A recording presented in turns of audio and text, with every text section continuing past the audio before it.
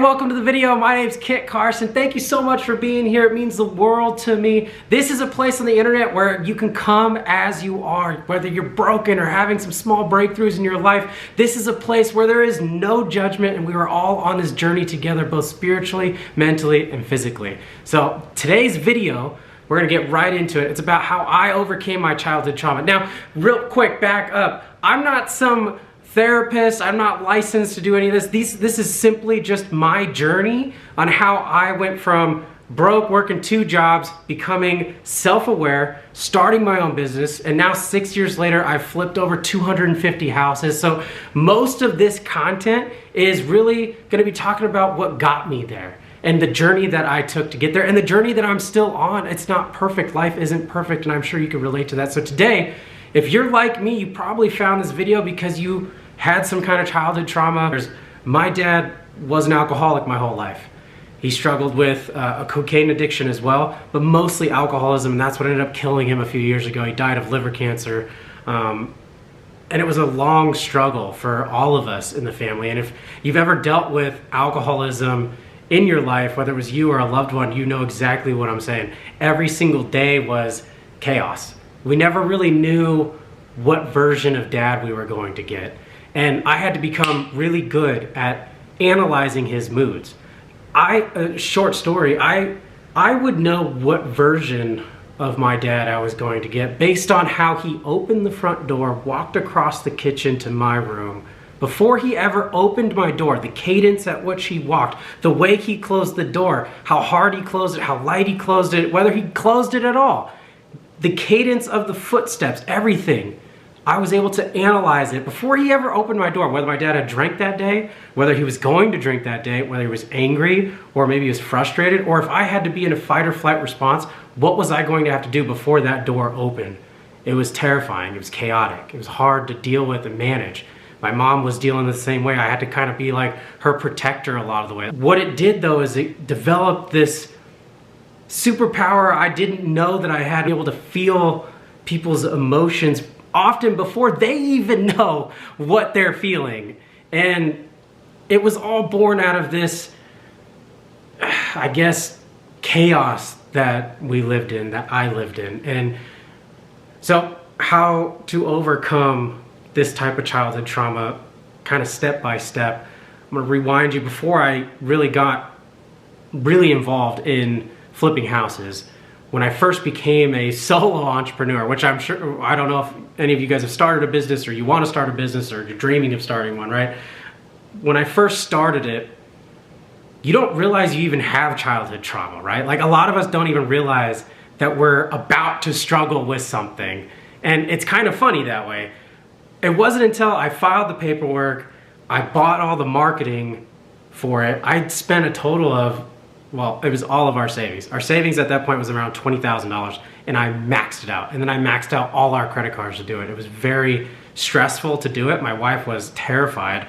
And all of a sudden, these repressed feelings of, I'm gonna fail. I'm not good enough to do this. I don't even know what I'm doing. I don't even know how to rehab a house, let alone price it out. What are you doing? And this self-talk developed that was really negative, and it was this feedback loop, right? Of, I'm not good enough, therefore I shouldn't try, and also there's too many people doing this, so why bother marketing at all? And when I'm talking to sellers, I bet you they have all these conversations all day long. Why would they ever choose me?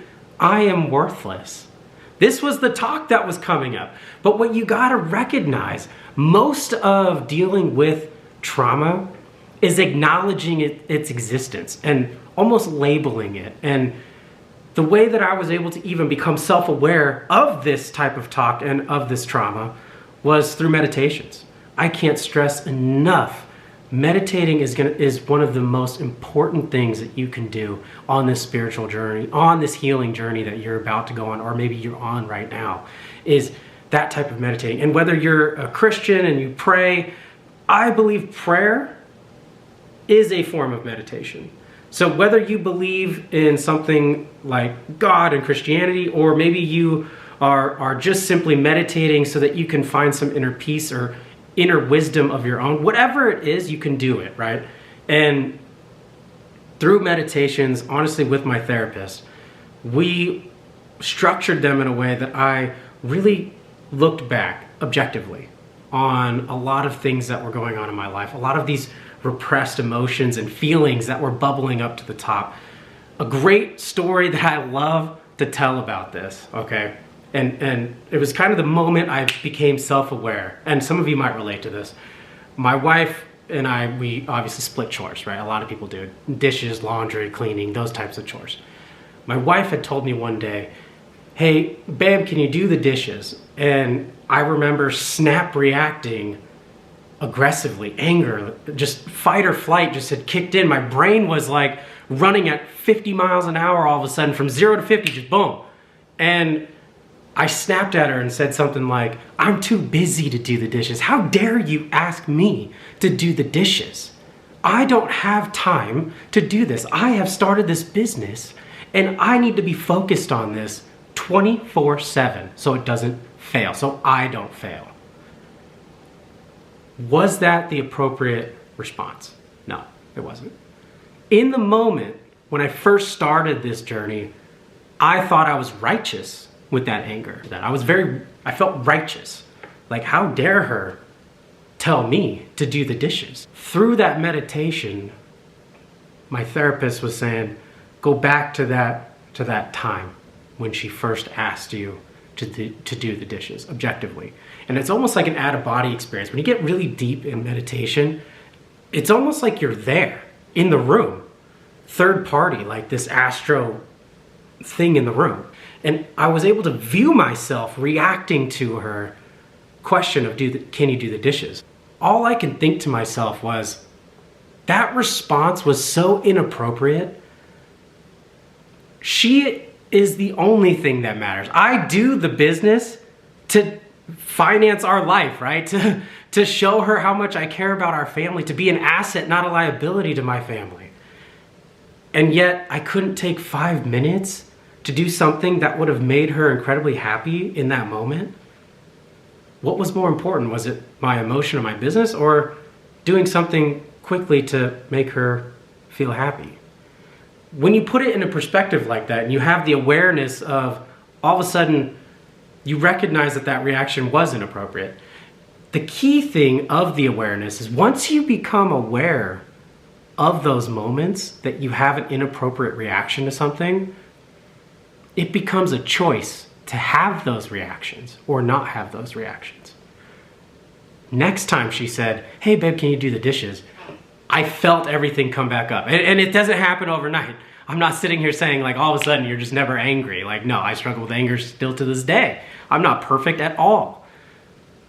But I can recognize now that, okay, I'm starting to feel these feelings come up. These really anger bubbling to the surface of ready to jump down her throat and tell her absolutely not. And instead I can take a second and ask myself, is that an appropriate response? No, it's not.